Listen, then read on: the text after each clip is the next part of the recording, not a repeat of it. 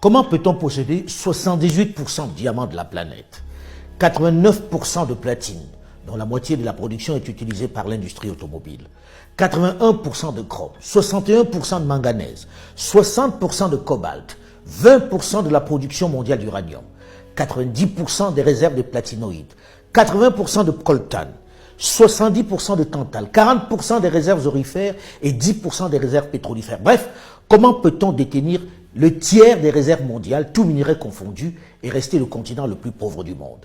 Qu'est-ce qui peut expliquer cette ineptie, cette incongruité? Et comment en sortir?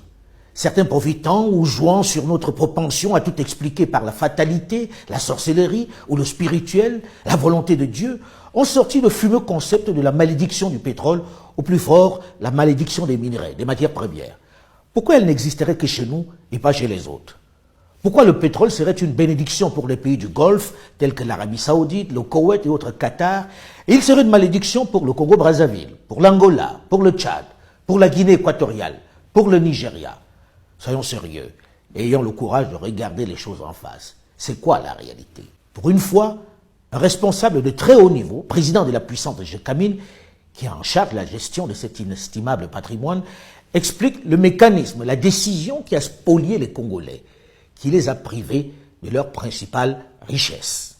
C'est le FMI, c'est la Banque mondiale. Qui décide de céder vos richesses à des entreprises. Qui conseillent, qui vous disent, vous, État congolais, vous n'avez plus les moyens financiers de maintenir et de développer vos actifs miniers.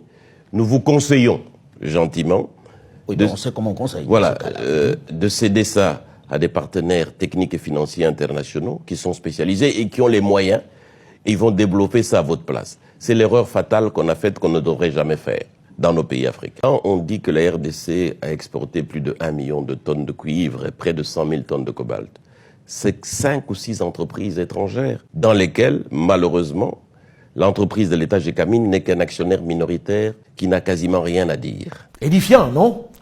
On ne peut pas être plus clair. En gros, le Congo est officiellement premier producteur de cobalt, minerai pour lequel la planète entière a un gargantuesque appétit. Mais en réalité, elle n'appartient pas aux Congolais. Elle est la propriété de quelques firmes occidentales et asiatiques qui ne respectent même pas la promesse, le contrat fait d'investir dans le pays. Elle possède les 2 tiers du cobalt du RDC.